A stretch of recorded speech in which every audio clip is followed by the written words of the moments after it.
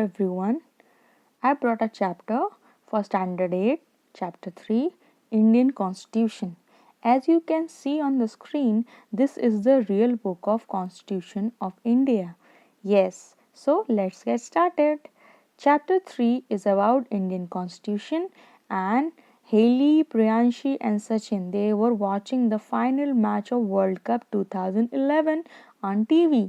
ये तीनों final match देख रहे थे वर्ल्ड कप 2011 का टीवी पर with their parents. An exciting match is going on between India and Sri Lanka. और बहुत ही इंटरेस्टिंग मैच चल रहा था.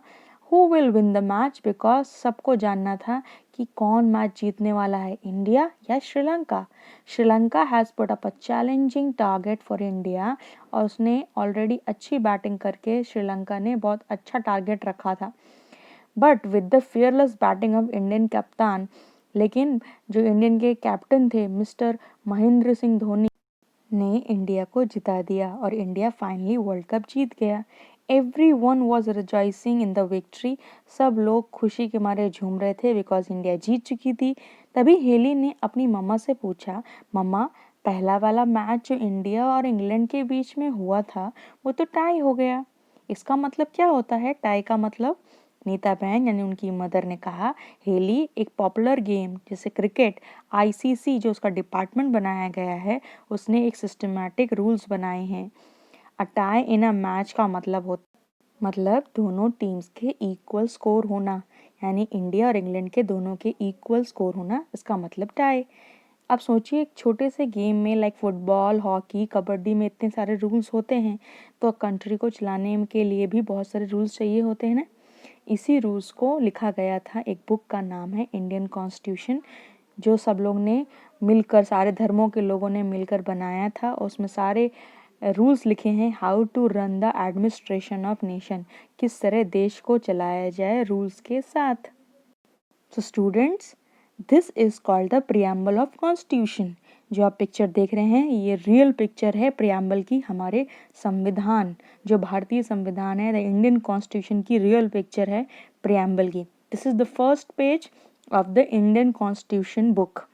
और प्रियम्बल को पढ़ लिया, इसका मतलब है आपने सारे कॉन्स्टिट्यूशन की जो मेन पॉइंट्स थे उसको पढ़ लिया. जिस तरह की स्टोरी को समरी में डिस्क्राइब किया जाता है वैसे ही कॉन्स्टिट्यूशन को प्रियम्बल में. Now we will know the meaning of Constitution. Constitution a systematic compilation of set of rules to run the government of a country. Constitution एक set of rule है जो गवर्नमेंट को चलाने के लिए किसी भी कंट्री को ज़रूरत पड़ती है. Constitution can be written on unwritten. इसको लिखा भी जा सकता है या ओरल फॉर्म में भी हो सकता है. हमारा कॉन्स्टिट्यूशन स्टार्ट होता है प्रियम्बल से, जिसकी फ़ोटोग्राफ मैं आपको ऑलरेडी दिखा चुकी हूँ. सो चलिए अब हम कॉन्स्टिट्यूशन के प्रियम्बल के फर्स्ट पेज में जो मेन कैपिटल वर्ड्स हैं उनके बारे में जानते हैं. Sovereignty means it is a word which is derived from the Latin word supranus. It means the supreme power of state over all individual association within its own territories. इसका मतलब है सबसे ज़्यादा पावर एक स्टेट में state government की होती है, जो सारे रूल्स एंड रेगुलेशन बनाती है, अपनी बाउंड्रीज बनाती है. It has a power to command obedience to its law, और सारे सिटीजन्स को बोलती है कि सारे मेरे लॉज एंड कमांड्स को मानो वरना पनिशमेंट मिलेगी. नेक्स्ट है सोशलिस्ट. अब चलिए इसके बारे में जानते हैं.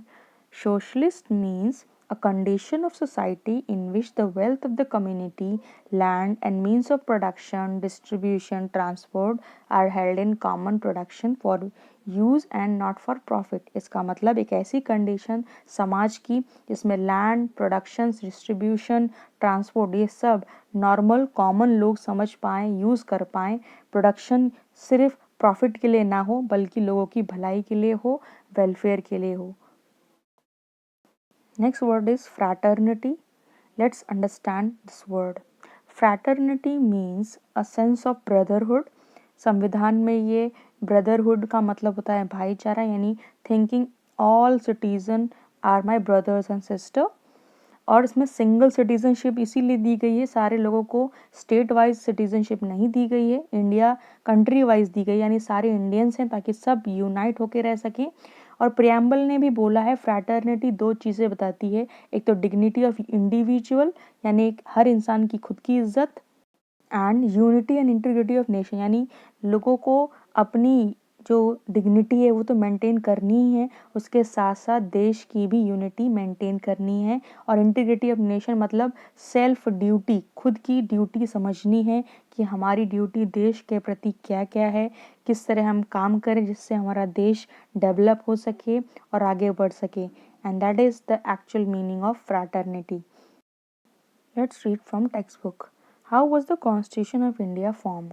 इंडिया का जो कॉन्स्टिट्यूशन है एक स्टेटमेंट है नेशनल गोल्स को अचीव करने के लिए, एम्स को, जैसे कि democracy, socialism, secularism, national unity, इन सब वर्ड्स के बारे में मैं आगे आपको एक्सप्लेन करने वाली हूँ।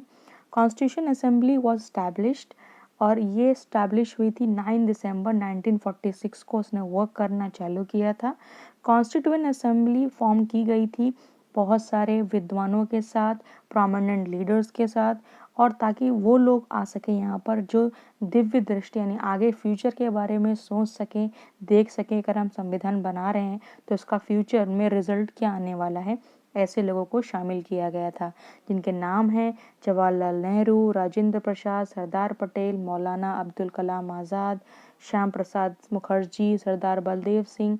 इन्होंने अपनी guidance the.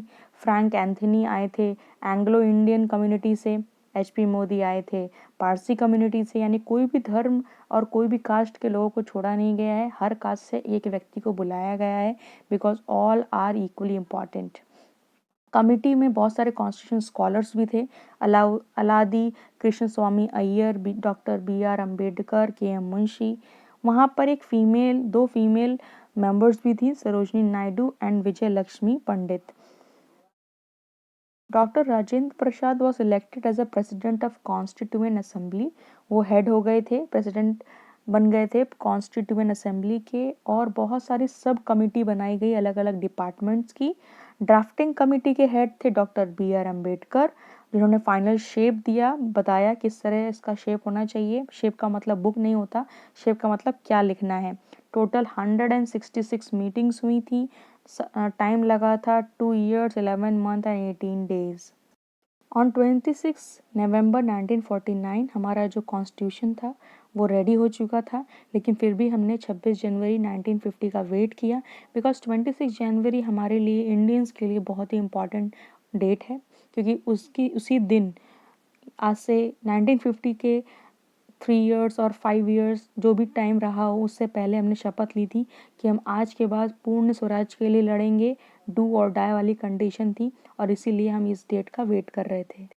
Y do we need a constitution? अगर कॉन्स्टिट्यूशन नहीं होगा तो क्या होगा? क्या कोई कंट्री विदाउट कॉन्स्टिट्यूशन काम कर सकती है? कॉन्स्टिट्यूशन के बहुत सारे ऑब्जेक्टिव्स होते हैं स्टूडेंट्स। ये एक डॉक्यूमेंट है जिसमें फाइनली सारे कंट्री के, जो हमारी कंट्री है उसके सारे आइडियाज़ और सारे आदर्श लिखे हुए हैं कि एक कंट्री को कैसे चलना चाहिए। ये बताता है कंट्री को कि किस तरह की सरकार हमारे लोगों को चाहिए, किस तरह कंट्री को चलाया जाए, कंट्री को कैसे एडमिनिस्ट्रेशन किया जाए यानी चलाया जाए।